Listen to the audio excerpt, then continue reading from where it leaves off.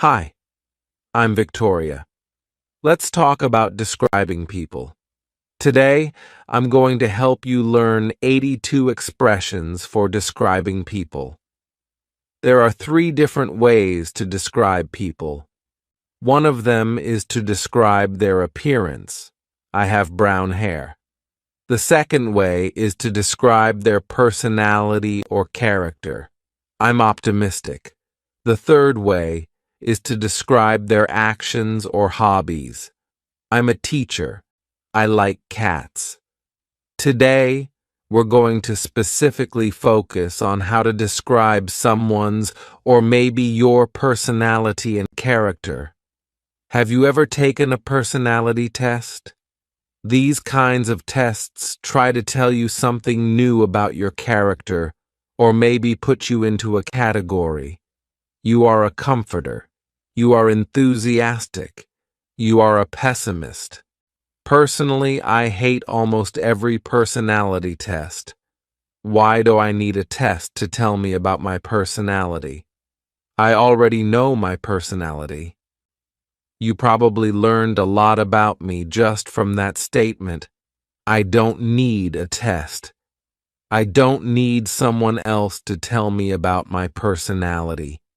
Having said that, sometimes personality tests can be really helpful for expanding your vocabulary so that you can accurately describe people. Maybe you just got a new job and you want to tell your husband about your boss. You want to explain your boss's character, or maybe how your boss looks, or some things that your boss does.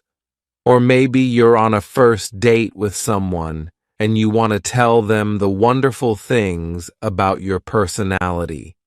You need to describe yourself. In this lesson, I'm going to give you the vocabulary to accurately describe other people and also yourself.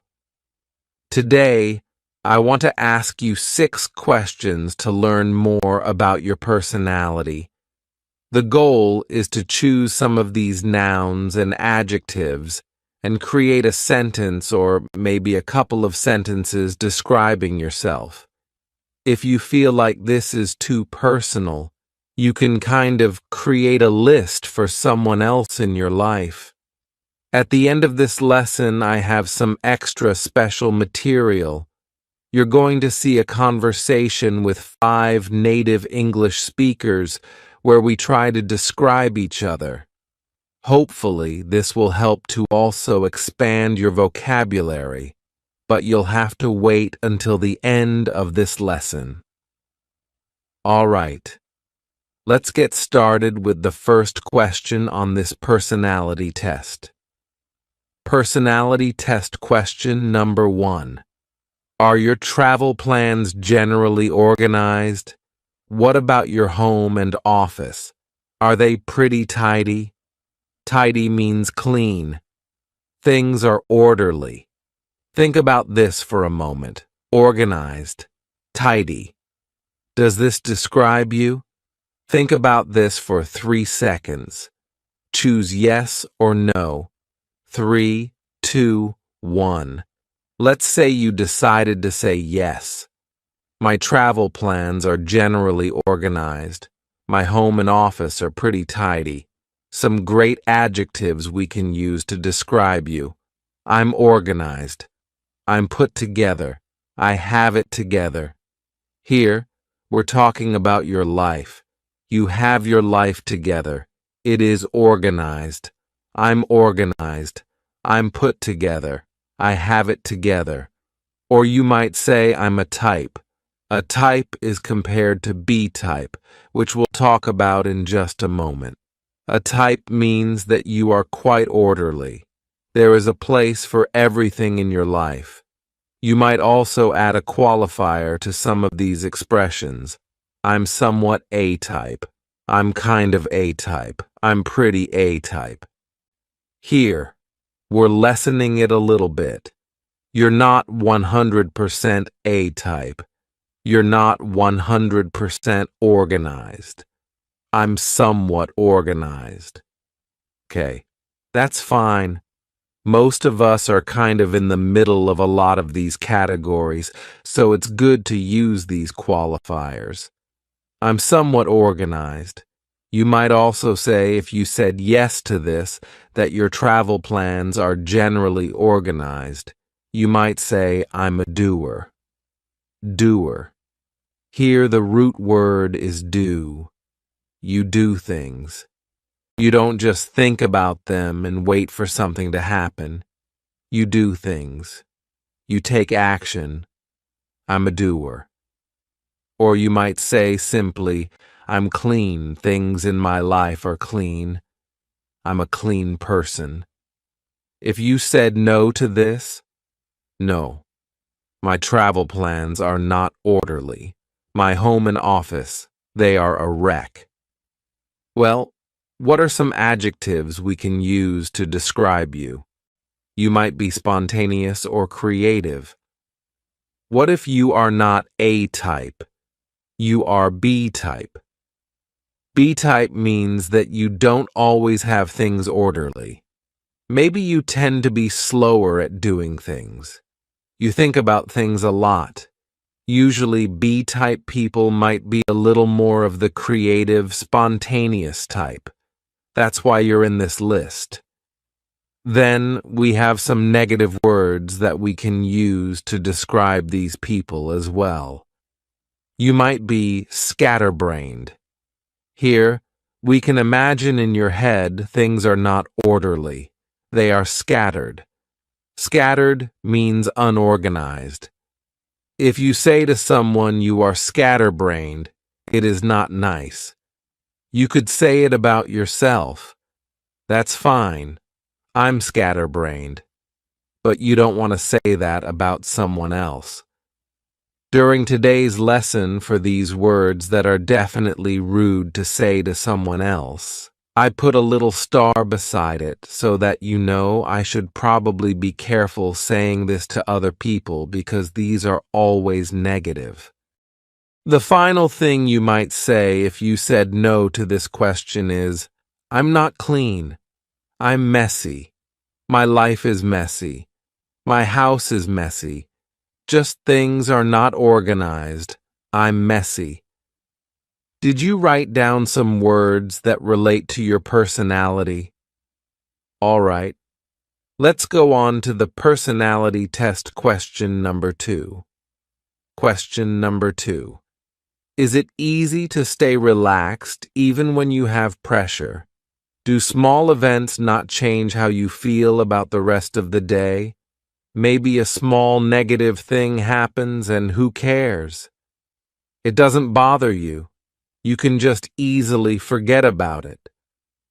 Think about these questions. Is it true for you? Yes, I can easily stay relaxed even when there's pressure. Yes, I can easily forget about little annoyances during the day. Or no, it's hard for me to feel relaxed even when there's pressure. Think about this for you, and let's talk about some words in 3, 2, and 1. What if you said yes to this? It's easy for me to feel relaxed even when there's pressure. Yeah. If there's small, annoying things that happen during the day, it doesn't bother me. What are some words we can use to describe you? You could say, I'm easygoing. Nothing phases me. I'm optimistic. I'm even-keeled. We talked about this word in a previous lesson where Daniel and I talked about our relationship, our marriage together. He said that I'm even-keeled. This is a great word. You might say I'm confident. I'm calm. I'm rational. These are all things that you might use to describe you if you said, yeah, I can easily stay relaxed even when there's pressure. What about if you said no to this question? What if you said, no, I don't easily feel relaxed. I'm often not relaxed. I'm often stressed. What are some words we can use to describe you? We might say, I'm sensitive. This means that things affect you easily. It's not always a negative thing. Of course, it depends on the situation. If you're applying for a high-stress job, you don't want to say I'm sensitive. It probably means you're not a good fit for the position, but this could be just to describe you personally. I'm sensitive. Or maybe you might say I'm emotional. Your emotions play a big part in your life. Another way to say emotional is moody. Moody is always a negative thing. This means you're in a good mood. You're in a bad mood, and you're swinging between those moods, and there's no rhyme or reason. That means there's no predictability. One day or one moment you feel like this, and the next day or the next moment you feel like this. You're moody. This is stronger than emotional. This is much more negative than emotional, so don't tell someone you're moody. Especially if they are moody, it won't go well. Do you know what the opposite of optimistic is? You might be pessimistic. Pessimistic means that the glass is half empty. The glass is not half full. The glass is half empty. This is an expression that means you always see maybe the negative side or what if this happens. You're always asking what if in kind of that negative way. Of course, it's good to balance being optimistic and pessimistic, but these are the two extremes. The next 5 words mean something very similar, and they're all negative. I don't recommend telling someone else that they are these things. Of course, you can say them about yourself if you would like. You might say, I'm uptight. Tight. We can kind of imagine something inside of you is maybe twisted or tight, and inside of you, you don't feel relaxed. You're uptight. Or maybe you're anxious. You can say, I'm anxious, and that describes your personality, but you might just be anxious about one thing. I'm anxious about my exam tomorrow. Okay. Maybe in general, you're not an anxious person, but you're anxious about that specific activity. That's fine. That's not really describing your personality. Every day I'm often anxious. No, it's just one specific thing, or you might be high-strung. High-strung has that same feeling of uptight, anxious, and high-strung. Or you might be a worrier. A worrier. She is a worrier. That means that she worries a lot. This defines her personality. She's a worrier. Or we might say neurotic. He's neurotic. She's neurotic. I'm neurotic. This is quite strong. You are uptight, and a lot of things bother you. Let's go on to personality test question number 3. There are actually 3 questions in one here. They are: is it difficult to introduce yourself to new people? Do you feel tired after you spend time with a group of people? Is a good book or a good movie more interesting than a social event? Think about those questions for a moment. Is it difficult to introduce yourself to new people? How do you feel when you get together with a group of people? Do you feel tired? Think about that for a moment. If the answer is yes or no. 3, 2, 1. Let's imagine that you said, yeah, it's difficult to introduce myself to people. I think that when I get together with a group of people, I feel so tired. I would rather read a good book or watch a movie than go to a social event.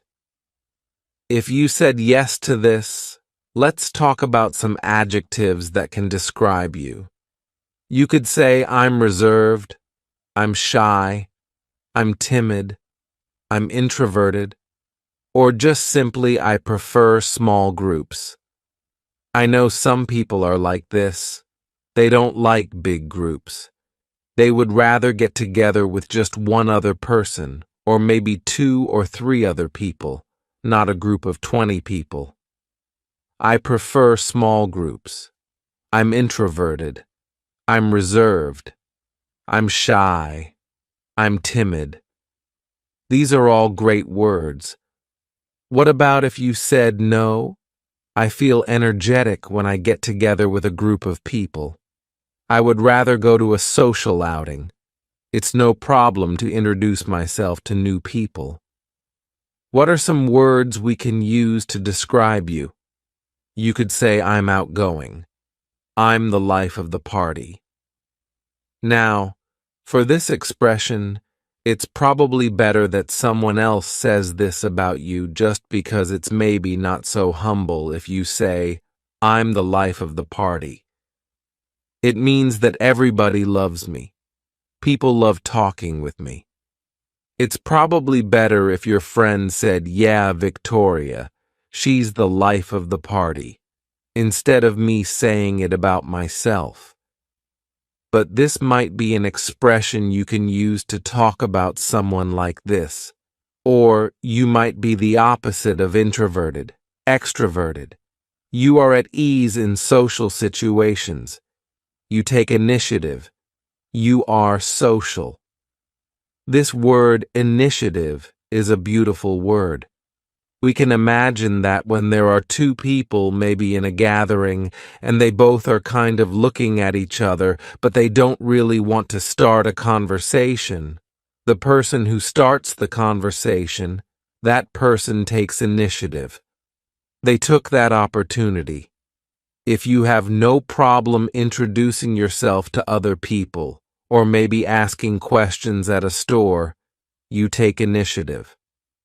Let's go on to question number 4 of this personality test.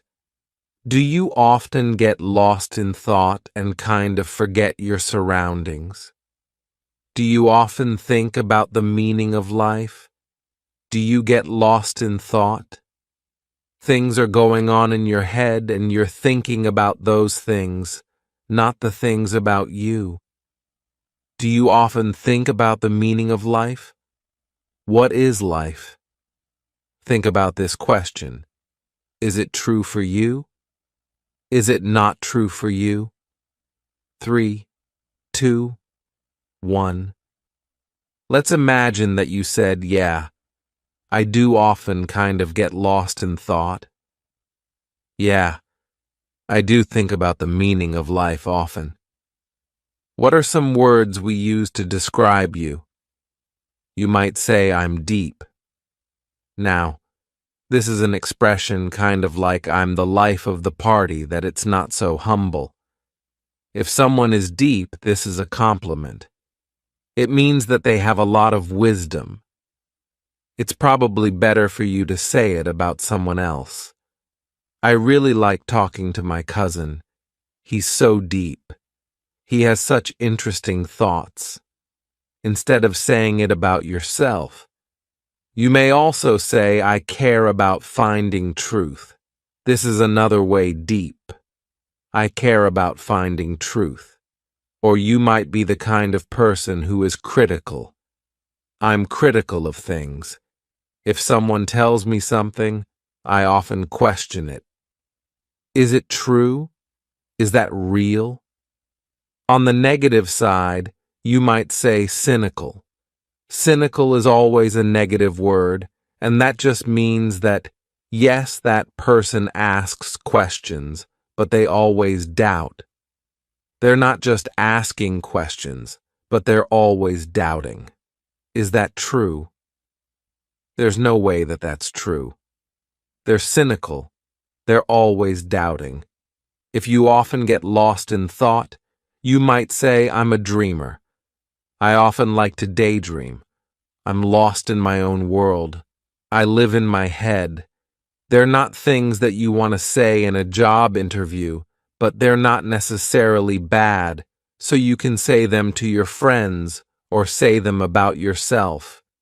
If you want to say this in a negative way, you could say, I'm a million miles away, or she's a million miles away. She's not paying attention. She is a million miles away. That's pretty negative. Then, if you want to be really negative, you could say, I'm an airhead. We can imagine your head is filled with nothing but air. I'm often lost in thought, and I forget the things around me. I am an airhead. This is a similar category as someone who often thinks about things, but it's quite different from being deep. If you're deep, your head is filled with a lot of thoughts. But then, on the negative side, you might say airhead for having no thoughts. You're often lost in your own world. You're often in your head, but you're not thinking about anything. Just an airhead. What if you said, no, I'm not often lost in thought. I don't really think about the meaning of life that often. Life is life. No. Why would I care what the meaning of life is? What would you say on the other side? You could say I'm alert. You don't often get lost in your thoughts because you're looking around. You are alert to the things going on around you. You notice little details. Maybe people who are lost in thought, they're not thinking about the physical details around them. They don't realize there's a cup over there my friend just walked by. If you are alert, you're noticing those things. You might also say, I'm detail-oriented. You notice lots of little details, or you might say, I'm astute. These are great things for a job interview. I'm detail-oriented. I'm alert and astute. This means that you will not forget little things because you are organized. You are able to keep track of physical details. Similar to alert, you might say aware. I'm aware of my surroundings. You're not lost in your head. You are aware. Or you might be a realist. A realist. This is quite the opposite of somebody who's thinking about the meaning of life. Well, if I think about the meaning of life, I'm never going to really find out, so why would I waste my time? A realist would say that. If you think, you might be a realist, or you might just be practical. Practical and a realist are both quite similar. You are practical. You're not going to waste your time if you know that something won't be profitable or won't be helpful. I don't think it's really helpful to contemplate the meaning of life. I'm just practical. This might be something you can use to describe you. Let's go on to the next question. Personality test question number 5. When you want something, do you often not change your mind? When you want something, do you often not change your mind? Think about this. Is that true for you? You don't change your mind, or I'll say I change my mind. Well, it's not so serious for me. Think about this. 3, 2, 1. Let's imagine that you said yes, it is true for me. When I want something, I don't often change my mind. What are some words we can use to describe you? We could say, you are diligent. You're motivated. I want to study English. I'm going to become fluent in English. I'm going to feel more confident in English, and I will be diligent. I will study every day. I'm motivated. I will study every day. You want something and you are not going to be distracted. These are positive expressions. They're great for job interviews. They're great general personality traits. There are some negative ways to describe this as well, though. You might be stubborn. We have a lovely idiom, stubborn as a mule. Or we might say you are headstrong. Headstrong, this means stubborn. When you want something, you often refuse to think about other options. I want this. I want this. I want this. I'm not going to think about other things. I'm stubborn. Or you might be adamant. Adamant, this means that you stick with your opinion. Let's imagine that you're a teenager and your mom says, I heard that you were drinking beer with some friends behind the school. You say, No, Mom, I wasn't doing that. I don't know who you were talking with, but it wasn't me behind the school doing that. She says, Well, I heard from this person that you were doing it. You stick with your opinion. No, it wasn't me. It wasn't me. There's no way that was me. You are adamant that that person was not you. You are adamant about something. This means that you refuse to change your story about something. You are adamant. You also might be opinionated. You have opinions, and you're not really afraid to share them. This isn't necessarily a negative thing to be opinionated. Of course, if you are opinionated, if you have strong opinions, especially if these are opinions that are not shared with a lot of other people, it's great to be careful about how you present them, about how you share them with other people so that they don't think that you are pushy. Pushy is always a negative thing. If you are opinionated, you need to talk about it in a specific way so that you don't become pushy, pushing your opinions on people. You might be persistent. This is similar to adamant, but it's in a negative way. You are persistent. I wasn't drinking behind the school. That wasn't me. You are persistently keeping with the same opinion. Persistent. Or maybe you have a 3-year-old and that 3-year-old is asking for candy. I want candy. Mom, I want candy. I want candy. That 3-year-old is persistent. They are wanting it, and they're telling you again and again and again. You might hear the word bossy. I'm bossy. She's so bossy. He's bossy. This is similar to persistent. Adamant, you're telling someone, you should do this. You should do this. You do this. You do this. Like a boss, but usually if you're a good boss, you don't act like that. You're much kinder. But we use the term bossy for people who have an opinion and they're not really going to change it in this negative way. What if you said the opposite thing to this question? What if you said, actually, sometimes I do change my mind? I don't always stick with exactly what I say I want every single time. What are some other words we can use? You could say I'm flexible, I'm compliant, I'm reasonable, I'm open-minded, I'm agreeable. These are all positive things, but what if we take this to an extreme? You might say I'm submissive. This means that you never stand up for yourself. To stand up for yourself means that you have something you want and you never tell other people.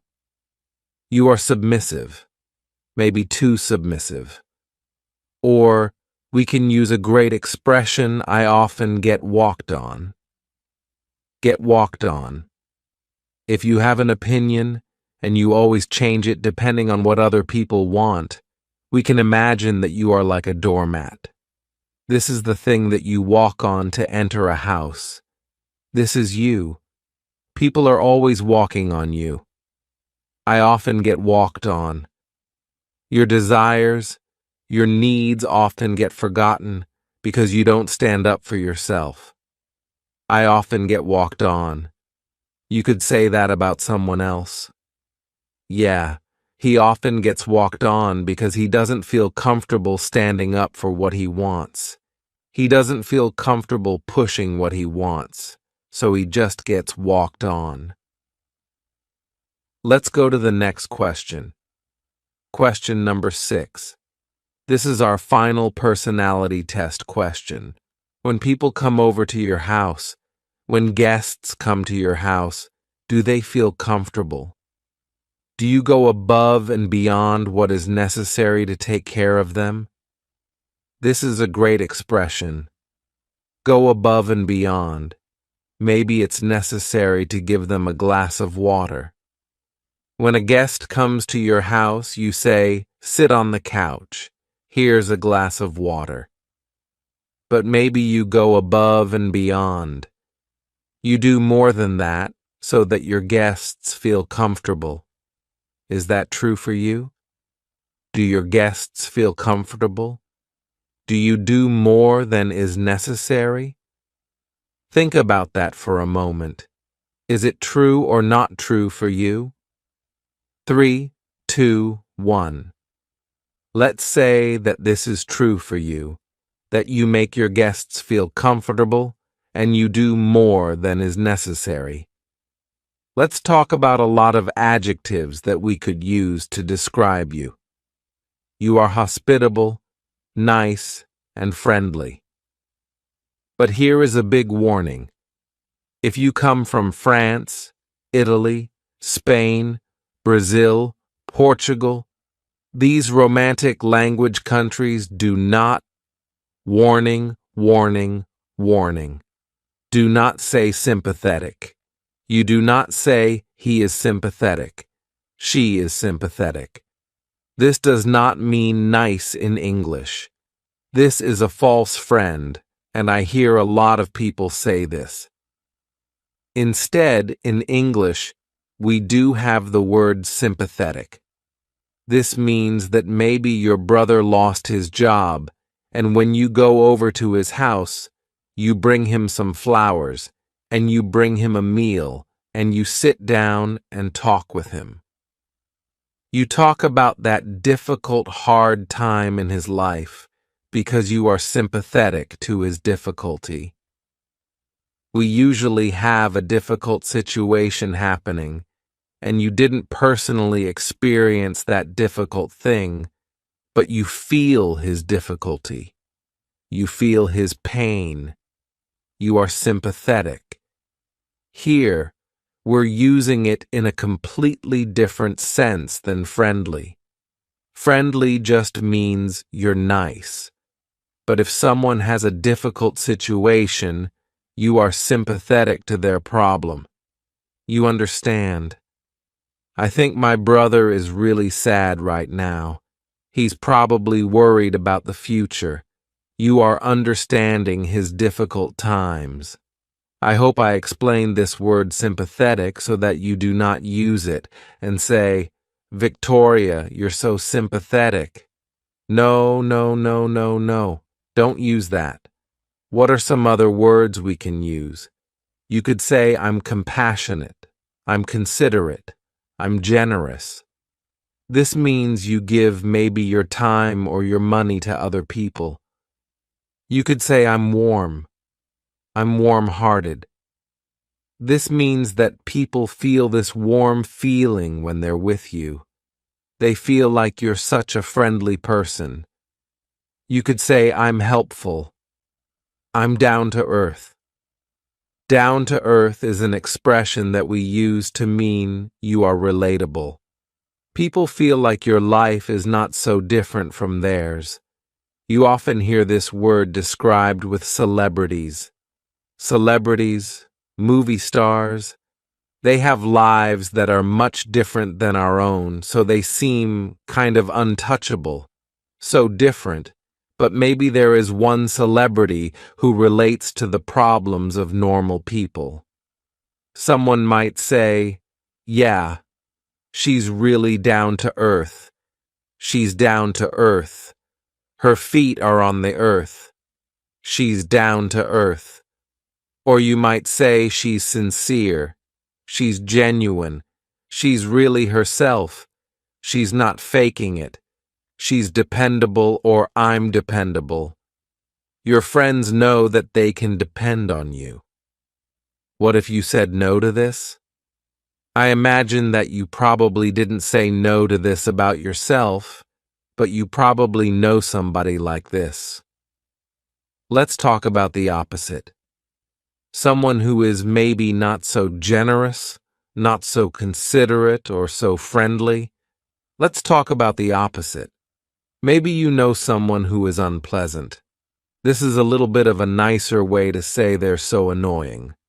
They're such a terrible person. You could just say, yeah, he's kind of unpleasant. I don't really like working with him. Unpleasant. Or someone might be selfish. They're not generous. They don't like to go above and beyond. They're kind of selfish. Or maybe you know someone who is self-centered. The world revolves around their life. They are self-centered. Their self is the center of the universe.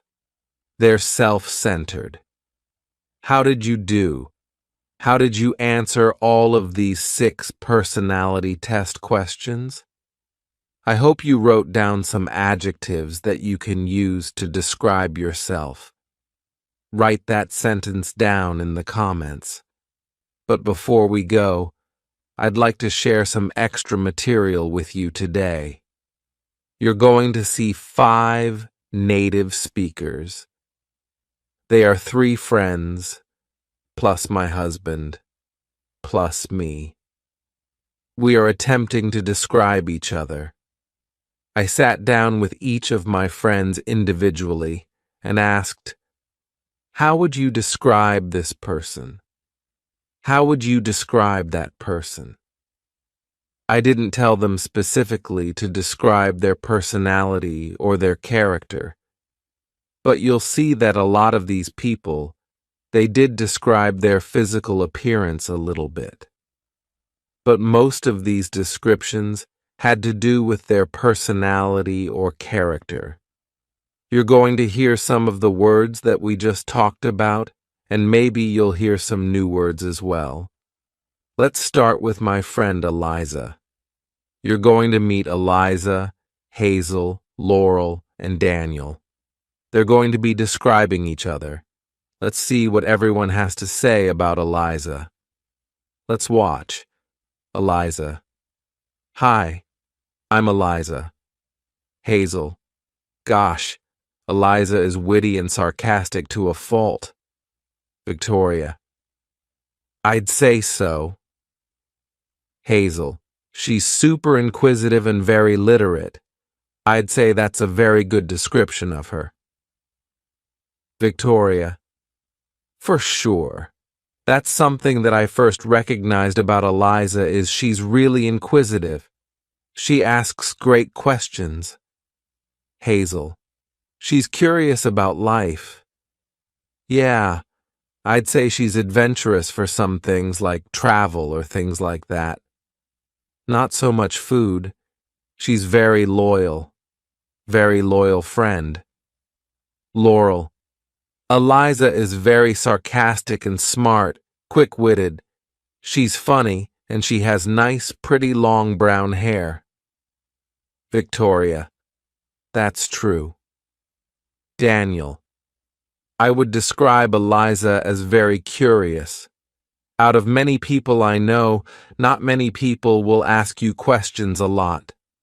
When Eliza asks you a question, she'll ask more and more questions, which I'm not hating on.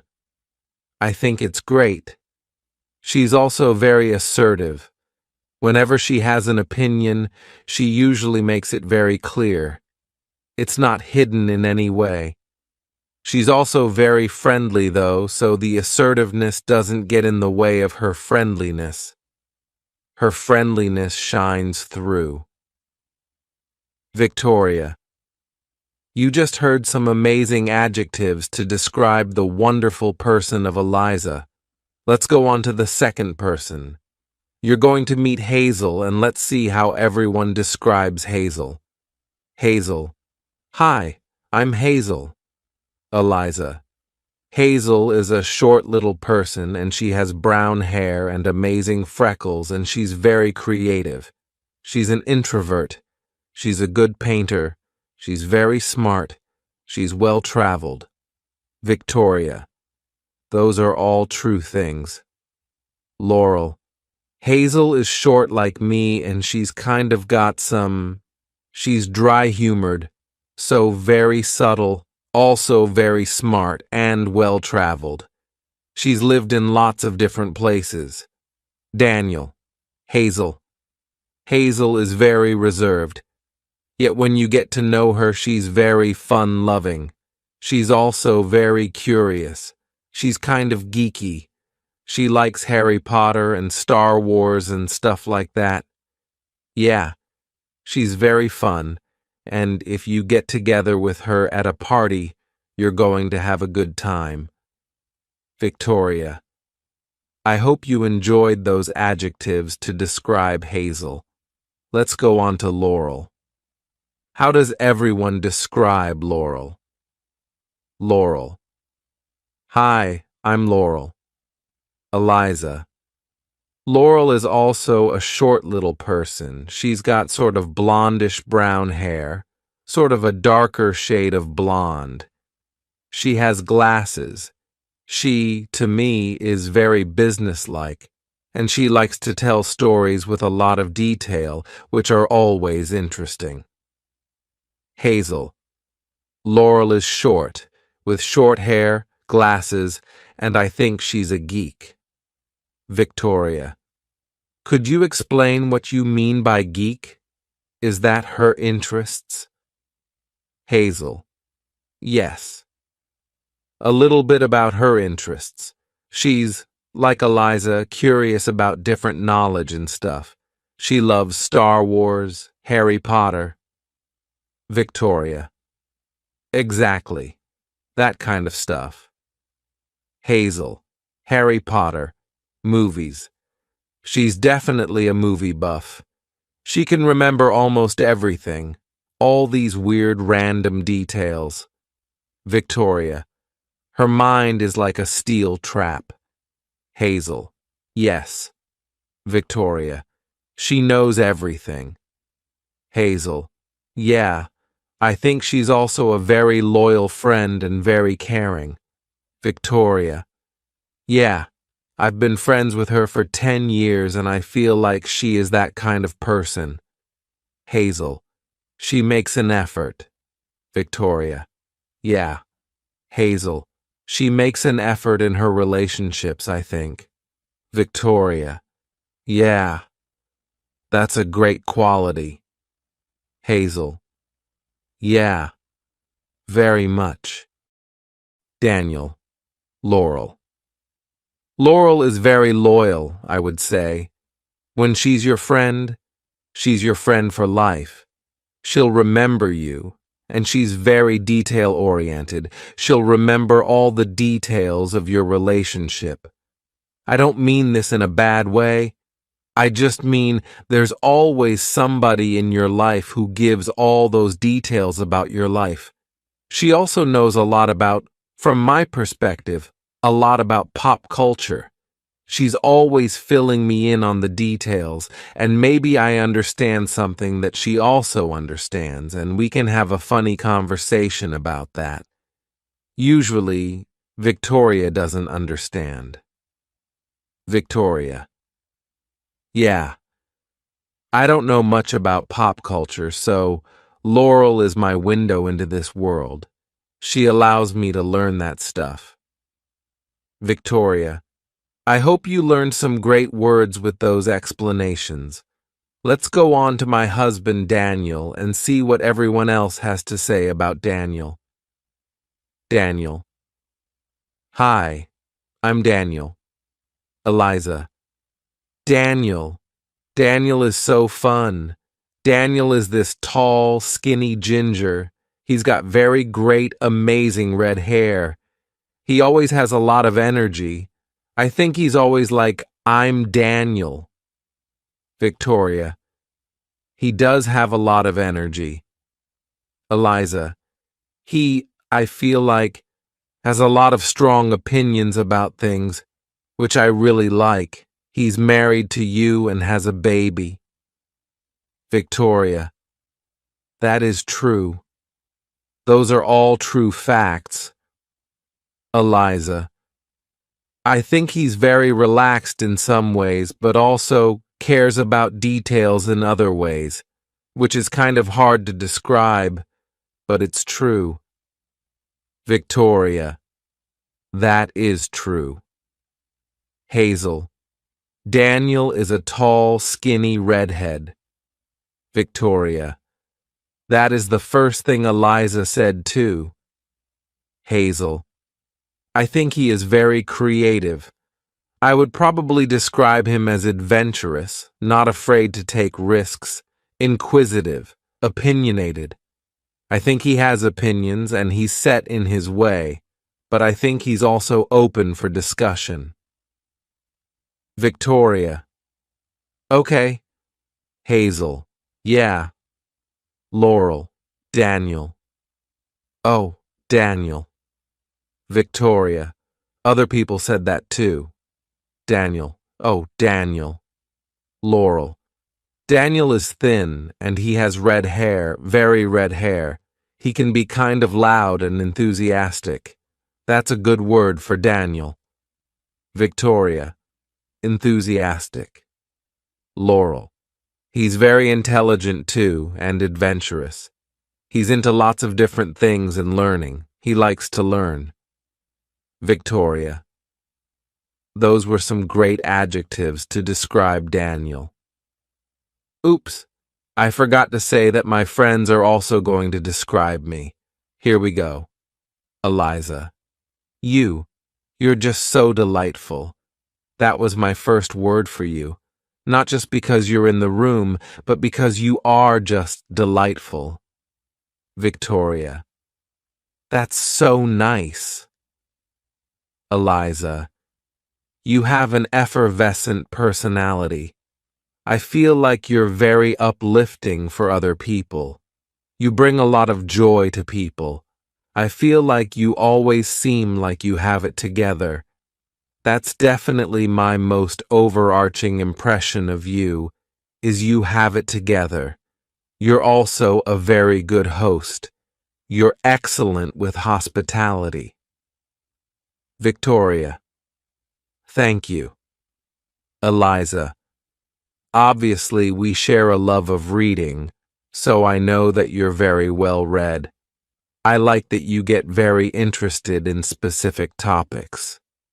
Victoria. Whenever the topic. Eliza. Whenever we read a book, she's like, I went and did research and I found this out and this and this. It was just very interesting. Victoria. I think that's quite true that when I'm interested in something, I'm really interested. Eliza. You go all the way. Victoria. Just go into it. Yeah. Well, thank you for your kind words. Eliza. Yes. Hazel. Victoria. Victoria. Tell me what you think. Hazel. I think you're probably one of the kindest people I've ever met. I think you're just very genuinely nice. Victoria. Thanks. That's really sweet. Hazel. I could be wrong. Victoria. You know when you're not around, Hazel. I'm evil. Hazel. I think you're also very inquisitive and very literate. Victoria. I like to read. Hazel. I think you are very curious about the world and people like this. I think where you and Daniel fit well together, he seems super creative, comes up with ideas, but you're very good at implementing ideas. I think you're good at keeping people on task. Victoria. Okay. Hazel. Focusing on the point. Victoria. Yes. Hazel. I think you need that. You run your own business, so I think that is a good quality. Victoria. Yeah, got to be able to focus. Hazel. Yes, exactly. Victoria. That's great. Hazel. I think you are very good at having fun, but also getting the work done. Victoria. Being serious when I need to be serious. Hazel. Exactly. Laurel. Victoria is kind and warm and likes to learn as well, well-traveled also, and you have pretty brown hair too. Victoria. Thank you. Daniel. Victoria. Victoria. No pressure. I'm your wife. I'm sitting right here. Daniel. Number one adjective is wonderful. Victoria. Thank you. Daniel. Victoria is probably the nicest person on earth. By nicest, I mean almost just like sincere. She's always very sincere, very caring, very curious, always sincerely interested in most people's topics. Like I'll hear even a boring person say something and she'll be like, oh, well, very interesting. I don't think she's making it up either. I think she's seriously very interested. Victoria. Yeah, life is interesting. Everyone has something interesting if you listen close enough. Daniel. Yes. She's also very fun-loving. You can do a lot with her. Obviously, I like Victoria a lot because I decided to marry her. Victoria. I'm glad you like me a lot. Daniel. We get along very well, and I like, about 99% of Victoria. Victoria. Thank you. I won't ask about the 1% yet. I hope you've enjoyed today's long, intense English vocabulary lesson. Now, I have a challenge for you. In the comments below this video, I want you to try to write a sentence or two or three describing yourself, or maybe describing someone else in your life. Try to fill it with these wonderful adjectives. Some of these are nouns as well, to describe yourself. It's a great way to remember them. Try to ingrain them in your memory. Thanks so much for learning English with me, and I'll see you again for a new lesson here on my YouTube channel. Bye. Don't forget to subscribe to my YouTube channel for more lessons. Thanks so much. Bye.